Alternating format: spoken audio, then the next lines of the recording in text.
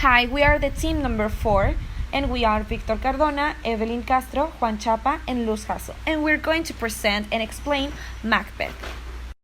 Let's settle in Scotland, the country where this play will develop.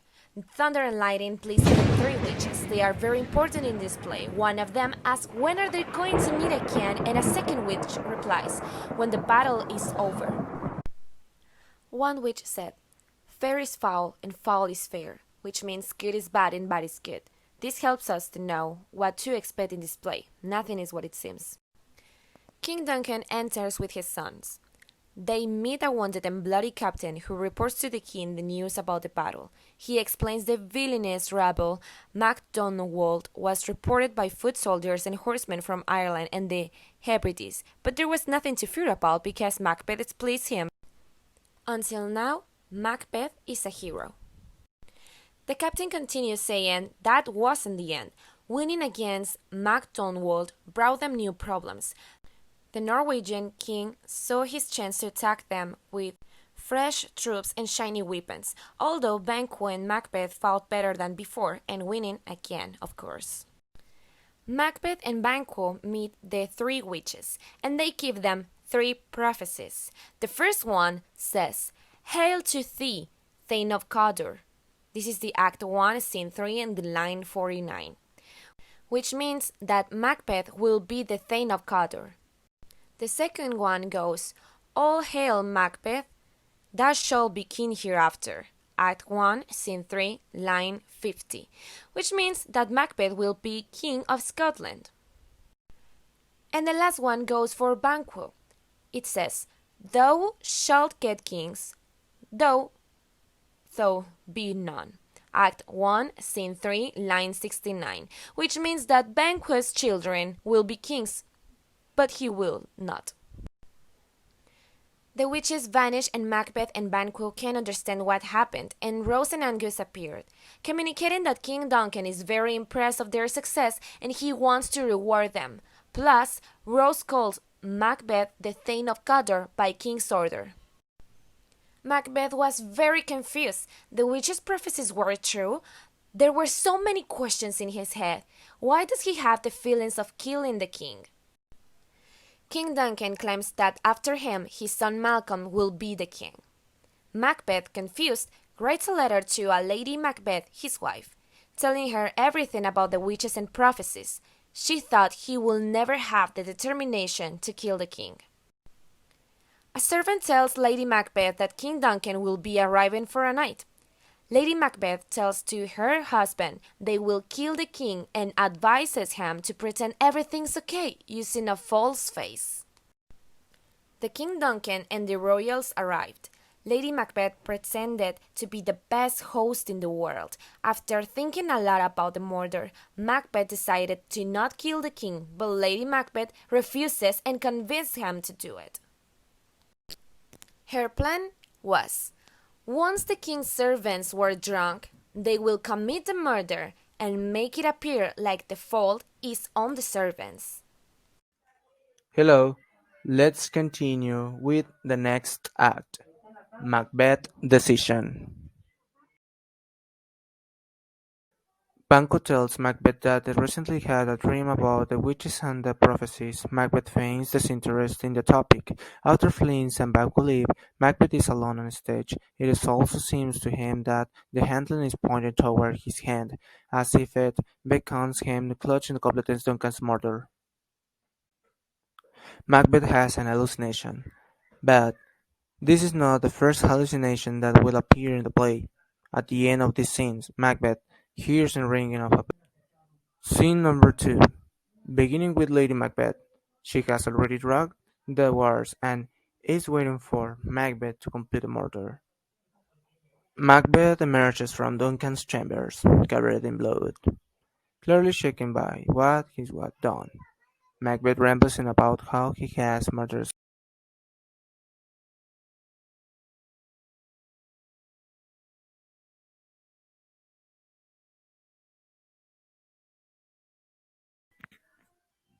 As with the first scene with the witches, the weather emerges in this act as an important element. Additionally, blood is a prominent symbol in the scene. Lady Macbeth once again chides Macbeth for his lack of courage, questioning. Banquo starts thinking about the three witches' prophecies, and then he realizes that all the Macbeths became true.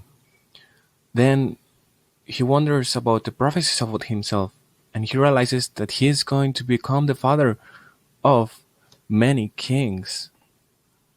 When King Macbeth asks Banquo for an advice, he remembers the prophecies about him, about his sons, and that they are going to become kings.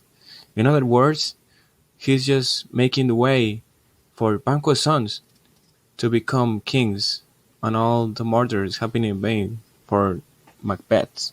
Then King Macbeth asked the murderers, the men he hired, that they must kill Banquo and his son Flens, because they are a threat to his throne, so they must kill him, for Macbeth to become a successful king. Lady Macbeth tries to convince the king to stop worrying, because it will be bad for him if he worries too much about his throne. But King Macbeth reassures her that the job is not done yet, because there are still threats to his thrones, and those are Banquo and Flans. Then Lady Macbeth remembers Macbeth to go to the dinner, and to put on a happy face for the guests. But Macbeth is not addressed not until Banquo and his son are dead. Then the murderers that Macbeth hired are waiting for Banquo and his son to kill them. Then Banquo gets attacked by the three murderers and gets killed, but he gave his son a chance to escape.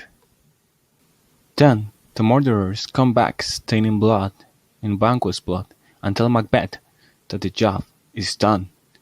But suddenly Macbeth feels guilty about the murder, and in the dinner he sees Banquo's ghost in the dinner table, and he becomes crazy about it. The main witch, Hecate, is indignant with the three witches because they manipulated Macbeth, but not to the benefit of their cult, or to their own benefit. So Hecate decides to use Macbeth's ambitions against him, so she decides to go and meet him to correct it. The young Lennox starts questioning about the recent murders of King Duncan and Banquo, and he is now realizing what everyone knows at this point in the play, that King Macbeth is becoming a tyrant. Three witches are chanting spells. The spirit of Hecate tells them that Macbeth doesn't need their help because he's ungrateful, to hurt him instead. Then one of the witches chants, "By the picking of my thumb, something wicked this way comes." Then Macbeth enters. He asks the witches to reveal the truth of their prophecies to him. First, a shadow warns him to beware of Macduff. Lennox enters and tells Macbeth that Macduff has fled to England. Macbeth sends murderers to capture Macduff's castle and to kill Macduff's wife and children.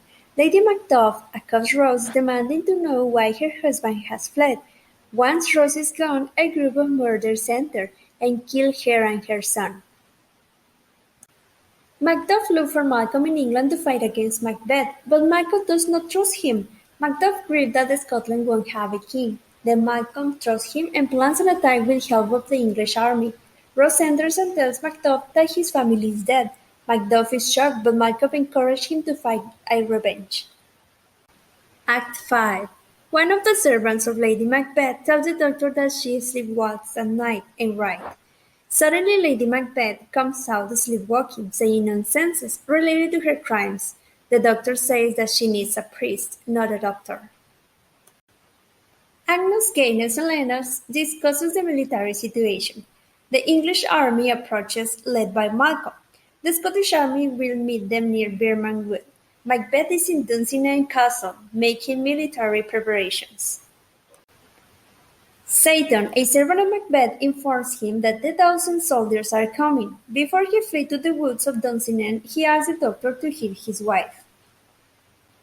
Malcolm announces that it's time to take possession of what they took from them.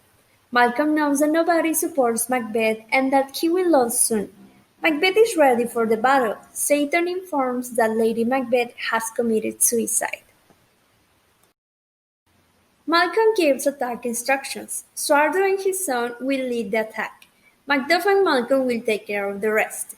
The battle starts and Macbeth kills Suardo's son. Macduff faces Macbeth, but Macbeth is calm, because of the witch's prophecy. Macduff tells Macbeth that he was not of a woman born, but rather from his mother's womb ultimately raped. Macduff emerged with Macbeth's head and proclaimed Malcolm king of Scotland. Malcolm declares that all his sons will be made earls. He also calls all those around him his friends and invites them all to see him crowned. And that's the end. Thank you.